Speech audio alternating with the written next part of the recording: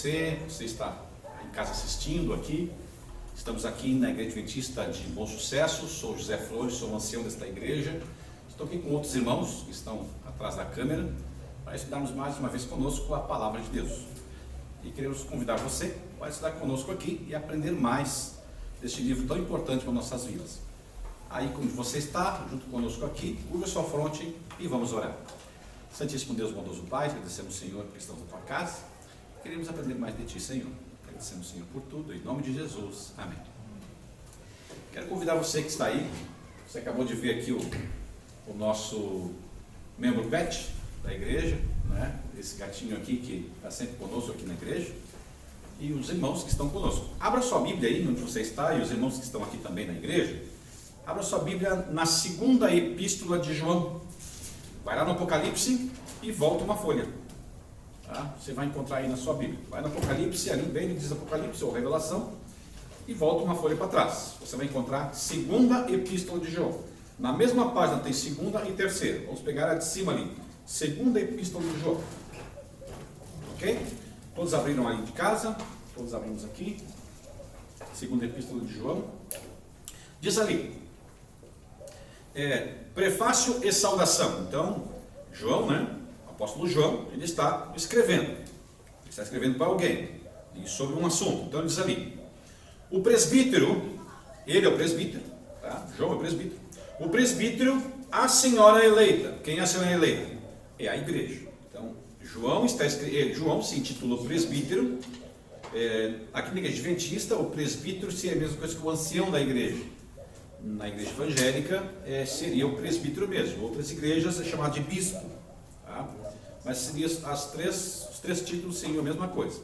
Aqui o presbítero, a senhora eleita. Então, o presbítero João está falando à igreja. E a quem mais? E aos seus filhos, a quem eu amo na verdade, e não somente eu, falando João, mas também todos os que conhecem a verdade. Tá? Ele está falando então de quê? Ele está mandando uma saudação, como um líder da igreja, para a igreja e os membros da igreja, que são os filhos, né? E ele dá uma saudação a todos que amam ali e conhecem a verdade. Tá? 2. Por causa da verdade que permanece em nós, e conosco estará para sempre. Então ele prega o quê? Ele prega que a verdade que é a senhora eleita dos seus tempos, e nos tempos de João, se a gente confrontar isso com as 7 igrejas do Apocalipse, nós estamos falando então da igreja de Éfeso, né? A igreja de Éfeso, das 7 igrejas do Apocalipse, que era a igreja do tempo de João, aqui. Então ele está falando ali, por causa da verdade que permanece em nós, e conosco estará para sempre, graça, misericórdia e paz da parte de Deus Pai, de Jesus Cristo, o Filho do Pai, serão conosco em verdade e amor. Então aqui ele apresenta, né, 2 pessoas da divindade e da trindade. 4. Ali fala, fiquei sobremodo alegre em ter encontrado dentre os teus filhos, os que andam na verdade, de acordo com o mandamento que recebemos da parte do Pai. Ora, ele diz o seguinte, que ele não está na cidade da igreja, ele está em outra cidade, provavelmente uma cidade distante. E ele está escrevendo uma carta lá para a igreja, que ele conhece muito bem, pelo que se vê o relato ali. Ele manda saudações, então ele manda saudações para quem ele conhece. E ali diz o seguinte, que ele ficou sobremodo feliz por ter encontrado, lá onde ele está, alguns dos que andam na verdade. Né? Então, é como se, por exemplo, eu sou ancião desta igreja, então eu seria o presbítero. É como se eu estou aqui em Gravataí, a igreja, e eu fui lá para Santa Catarina, né, em São Paulo, e lá eu encontrei irmãos daqui, e fiquei feliz de tê-los encontrado. Então, é o que ele acaba escrevendo ali. Né? Continuando. E agora, Senhora, a igreja, peço-te, não como se escrevesse mandamento novo, senão o que tivemos desde o princípio, que nos amemos uns aos outros. Que mandamento novo de princípio é esse que ele fala? Vamos olhar então, 1 São João 2, verso 7. Só voltar aqui uma folha de novo. Tá? Só volta uma folha para trás. 1 São João 2, o verso 7. Olha o que diz ali. Amados, não vos escrevo um mandamento novo, senão um mandamento antigo, a qual desde o princípio tiveste. Este mandamento antigo é a palavra que ouviste. Ora, desde o princípio tiveste. Qual foi o mandamento antigo que desde o princípio nós tivemos? Se você de casa aí, nós que estamos aqui, voltássemos em Gênesis 1, verso 1, a gente vai descobrir que lá que é no princípio criou Deus o céu e a terra, não foi? Tá. Mas no Gênesis 2, verso 1 a 3, a gente encontra o quê? Deus abençoando o quem? O sábado. Então qual é o mandamento? É o mandamento dos 10 mandamentos que já estavam em Gênesis, porque é apresentado em Gênesis 2, o sábado, desde o princípio. Tá? Desde o princípio. Então é esse mandamento que ele está dizendo o seguinte: olha, a igreja que João está escrevendo, que é a igreja dele, que é a igreja que na visão dele pratica a verdade, que ele ficou feliz em encontrar os irmãos, tá? Esta igreja, ela tem uma característica. A característica desta igreja de João, ela faz o quê? Ela guarda os mandamentos que desde o princípio tiveste. Então ela tem o quê? Ela guarda os 10 mandamentos. Os 10 mandamentos incluem quem? O 4º mandamento. Senão seria 9 mandamentos. Ela inclui 10 mandamentos, que no 4º mandamento é o sábado. Por isso que ele enfatiza que é desde o princípio. Tivemos. Tá? Voltando aqui para a 2ª epístola de João, diz ali: e o amor é este. Então ele fala lá, então, guarda os mandamentos, a lei, né? E o amor. E o amor é este. Qual é o amor? Que andemos segundo os seus mandamentos. E ele continua de novo. Este mandamento, qual? O do amor. Como ouviste quando? Desde o princípio de novo. Então, mais uma vez. Então, João ele faz o quê? Ele faz uma comparação dos mandamentos e da verdade que a igreja dele obedece, com Gênesis 1, quando fala desde o princípio. Depois ele fala do amor e faz um comparativo deste amor que a igreja dele exerce com Gênesis 2, que é o sábado. Então, por que ele enfatiza a lei, o amor? Por quê? Porque a lei de Deus é o princípio e reflete o caráter de Deus. E Deus é amor. Então, se eu amo a Deus, eu preciso guardar os mandamentos. Tá? Existe outro texto, não é difícil de encontrar, e aquele que diz que me conhece e não guarda os meus mandamentos é mentiroso, e nele não está a verdade. Tá? Continuando ali, diz assim, no verso 7, tá? Porque muitos enganadores têm saído pelo mundo afora, os quais não confessam Jesus Cristo vindo em carne. Assim é o enganador, o anticristo. Ora, pergunta aos irmãos, pergunta a você que está de casa aí. Existem enganadores que estão pelo mundo afora que não reconhecem que Cristo veio em carne? Ora, é claro que existe. Hoje existe e já nos tempos de João existia. Lembra quando Jesus está chegando em Jerusalém? Ele está chegando em Jerusalém para a festividade da Páscoa. Tá? Isso era em torno de quarta-feira. Quando está chegando em Jerusalém, está subindo, Pedro e um outro, que eu esqueci agora aqui, está subindo de Jerusalém. E ele pergunta: o que o povo lá em Jerusalém está falando de mim? Olha, Senhor, e tem uns que estão dizendo que tu é Elias, outros estão dizendo que tu é João Batista, outros estão dizendo que tu é só mais um profeta. Só nesta declaração de Pedro, nós vemos 3 situações distintas no povo judeu. Dizer que Jesus é Elias, mas Elias não morreu, mas foi levado vivo ao céu, é dizer que Elias voltou e está personificado na pessoa de Jesus Cristo. Tá? Dizer que Jesus pode ser João Batista é crer na vida pós-morte. Na vida pós-morte. Então, por exemplo, quando eu digo que Elias, que Jesus pode ser Elias, é como se Jesus tivesse sido, que Elias tivesse reencarnado em Jesus. Jesus é Elias reencarnado.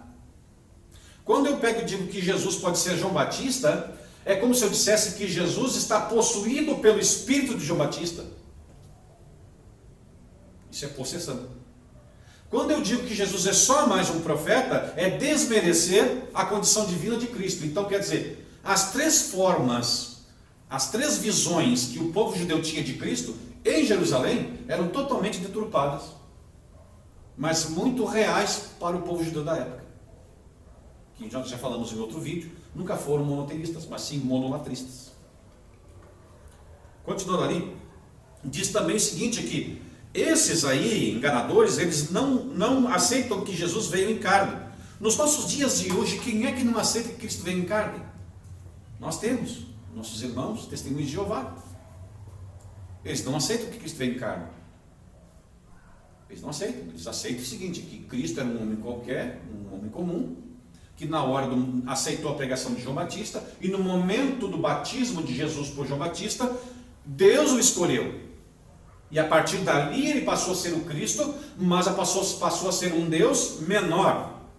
Um Deus, mas um Deus menor. Então quer dizer, Cristo não veio em carne. Cristo era a carne e foi escolhido por consequência do batismo. Isso é negar a carne de Cristo, negar a divindade de Cristo e negar que Cristo veio em carne. Isso já é, por si só, já é uma seita. E o que diz o texto aqui? Enganadores. Enganadores. Todo aquele que nega que Cristo veio em carne é enganador. Tá? Já dizia sempre o grande estudioso de teologia e filosofia, professor Raul Deden. O professor Raul Deden foi um dos maiores defensores da divindade de Cristo, contra outros, muitos da sua própria época, que eram contrários à divindade de Cristo. Podemos fazer um dia aqui a aplicação de todos os pseudo-filósofos pensadores da nossa época, que deturpam a pessoa e a divindade de Cristo. Está lá, sozinho, o professor Raul Deden, defendendo. Um homem que praticamente sem nenhuma religião pré-definida, mas um defensor. Coisa que muitos cristãos de nós hoje não fazemos isso e nem sabemos fazer. Defender a divindade de Cristo. Estava lá o professor Raul Deden, sozinho, lutando nas faculdades com os grandes filósofos pensadores. Continuando aqui.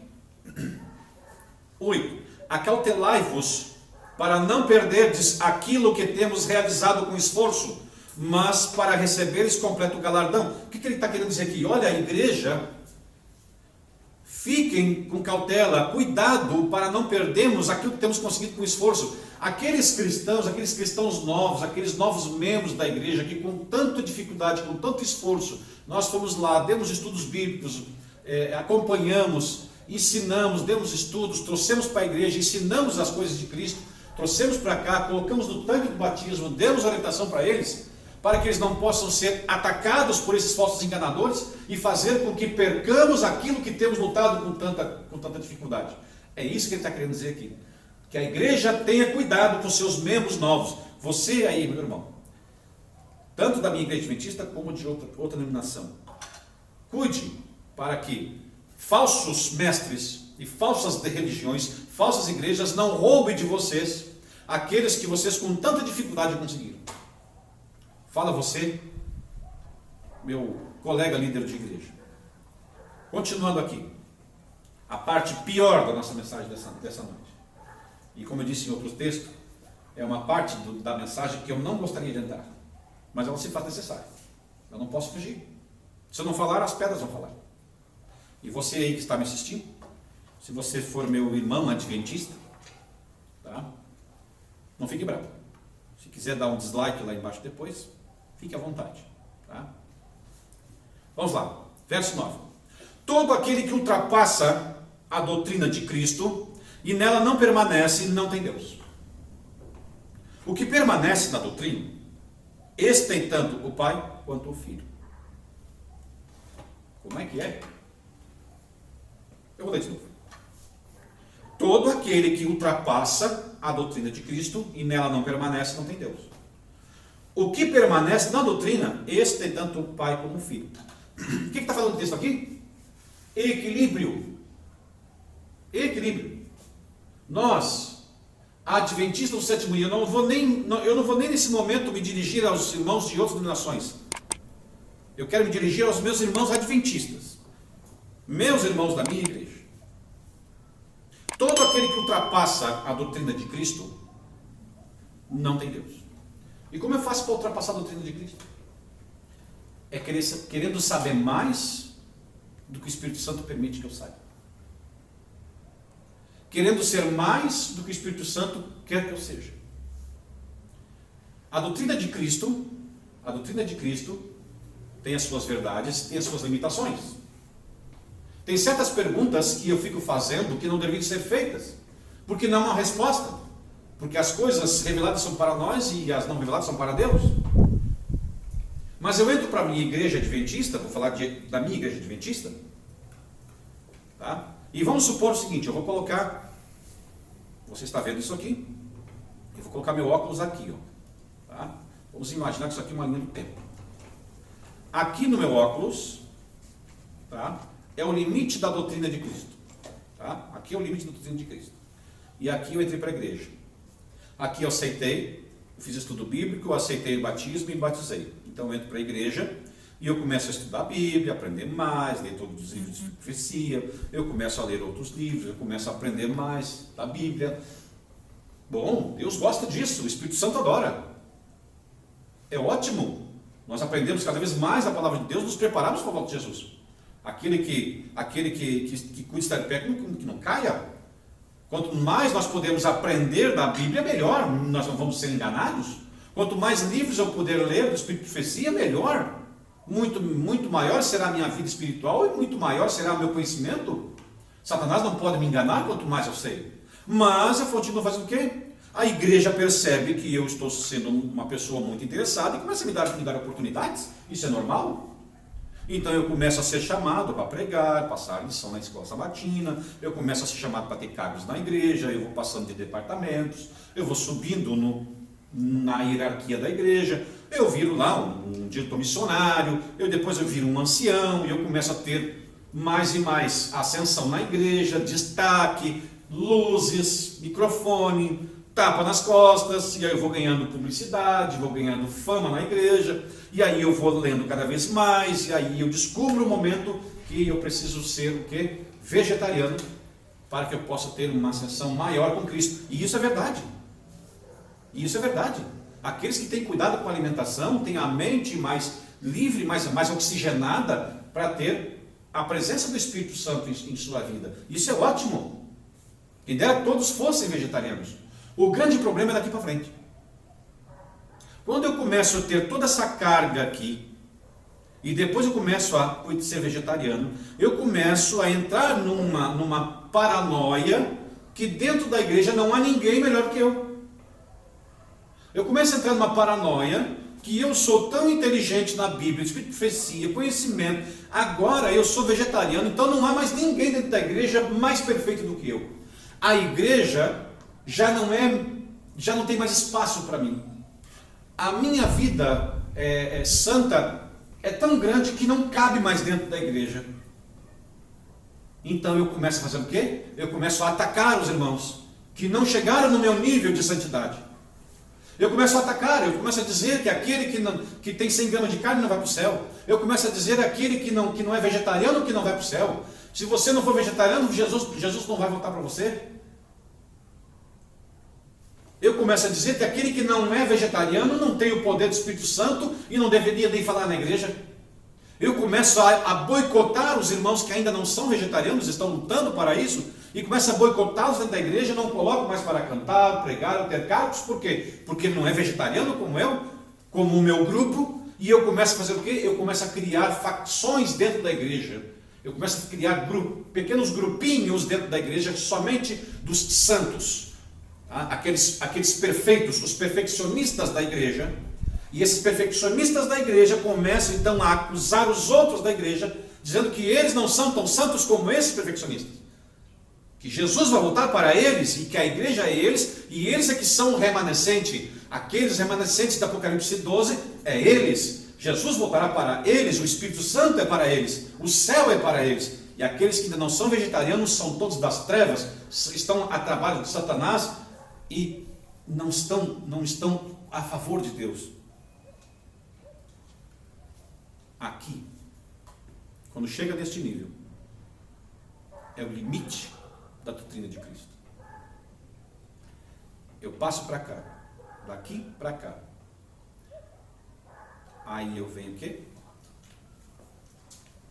Todo aquele que ultrapassa a doutrina de Cristo e nela não permanece, não tem Deus. Doutrina de Cristo. Passou para cá, perdeu o sentido. Agora eu estou dizendo que ser vegetariano, estudar a Bíblia e procurar santidade é errado? Não estou dizendo isso aí. Eu estou dizendo o seguinte, que se você quer ser vegetariano, estudar bastante a Bíblia, ter conhecimento bíblico, ótimo, faça isso. Mas reforme a sua vida. Não use a sua vida para ficar reformando os outros. Quem reforma a vida dele é o Espírito Santo, não você. Você pode ter pecados muito piores do que aquele irmãozinho lá que come carne. E você sabe. Deus sabe. Eu conheço muitos que são assim. Quer reformar? Reforme o seu prato, não o prato dele. Quer ajudar o irmãozinho a ser como você, santo? Ok? Leve ele para almoçar com você, mostre para ele que é possível comer sem carne, ore por ele, dê livros para que ele possa ler, acompanhe e o ajude. Mas não tente reformar o prato dele, reformar a vida dele com um chicote na mão. É assim que eu faço o quê? Que eu passo a doutrina de Cristo. Quando você começa a fazer isso, você não tem mais Deus. O Espírito Santo não está mais agindo em você. É Satanás que está te usando dentro da igreja para dividir a igreja e tirar pessoas de dentro da igreja. E você será uma maldição dentro da igreja, quando deveria ser uma bênção. Então, cuide para não ultrapassar a doutrina de Cristo. Pense que o seu perfeccionismo é para você e não para ficar usando a sua régua para ficar medindo os outros dentro da igreja. A mesma régua que você usa para medir o seu irmão é a mesma régua que Cristo vai usar para medir você também. Amém? Continuando aqui. 10.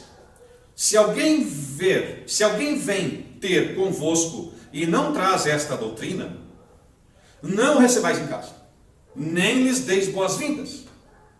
Portanto, aquele que lhe dá as boas-vindas, faça cúmplice de suas obras.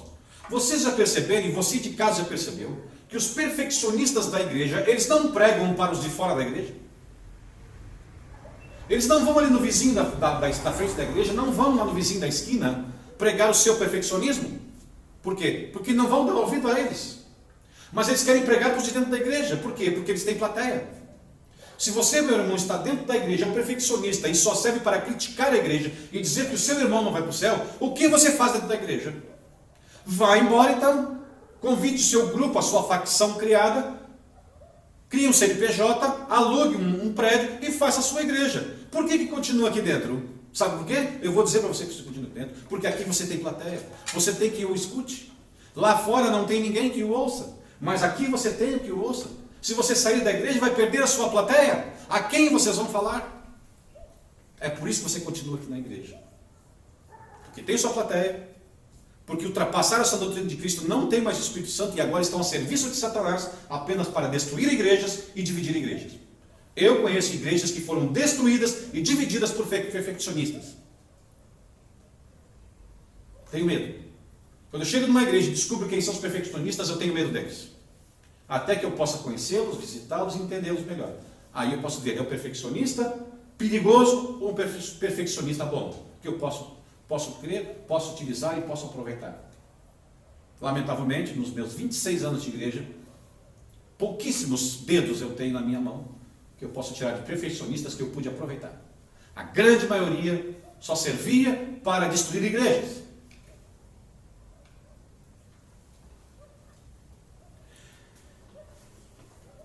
Encerrando, verso 12 e 13. Ainda tinha muitas coisas para vos escrever. Não quis fazê-lo com papel e tinta, pois espero ir ter convosco e conversaremos de viva voz, para que a nossa igreja seja completa. Os filhos da tua irmã eleita te saúdam. Então, aqui, João completa. Olha, eu gostaria de estar aí com vocês, para conversarmos de viva voz. Mas muitos breves estão aí. E os filhos da igreja, onde ele está, saúdam vocês. Então, meus irmãos, você que está assistindo, os irmãos que estão aqui junto conosco na igreja, possamos ter sempre a consciência de que devemos estudar a palavra de Deus, aprender cada vez mais, procurar sermos perfeitos perante o Senhor cada vez mais, mas sem machucar os outros, para que nós possamos ser uma bênção aos outros e não uma maldição aos outros. para que nós possamos ficar sempre dentro da doutrina de Cristo, para que eu possa ser uma bênção na igreja e não ultrapasse a doutrina de Cristo, perca a minha salvação e permita que Satanás me use para perder a salvação dos outros também. Cristo, quando voltar, vai cobrar de você isso. E você sabe o que eu estou falando. Amém? Convido aos irmãos que estão aqui para orar e convido você que está aí também para curvar a sua fronte e orarmos a Deus. Oremos. Santíssimo Deus, bondoso Pai. Te agradecemos, Senhor, porque estamos dentro da Tua sã doutrina. Somos gratos, Senhor, porque temos a consciência de que estás conosco, nos conduzindo e não permitindo que passamos os limites da Tua doutrina, Senhor. Porque quando nós passarmos os limites da Tua doutrina, deixaremos de ser bênçãos e passaremos a ser maldição dentro da igreja. Deixaremos, Senhor, de ter o Teu Santo Espírito conosco, provando e mostrando para nós que ainda somos pecadores, ainda temos muita coisa para aceitar em nossas vidas. E passaremos a nos sentir pessoas perfeitas demais para estar junto com os irmãos. Não queremos isso, Senhor. Queremos ir para o céu como pecadores arrependidos. Esteja conosco, Senhor, nesse instante. Nos dá um bom descanso, um bom despertar. Esteja com quem está nos assistindo. Esteja com eles. Em nome de Jesus. Amém.